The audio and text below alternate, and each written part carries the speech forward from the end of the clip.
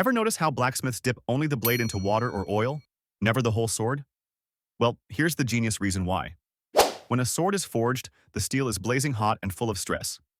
Quenching, rapid cooling, makes the blade hard enough to hold a sharp edge. But hardness comes with a trade-off: brittleness. If they dunked the entire sword, the whole thing would turn into a stiff, fragile metal stick that could snap like glass under pressure. That's why the spine and handle area are left unquenched. These parts need to stay tough, flexible, and shock-absorbent. It's basically giving the sword two personalities: a hard edge for cutting and a softer back for surviving impact. And that's why a sword isn't just forged to cut. It's forged to endure.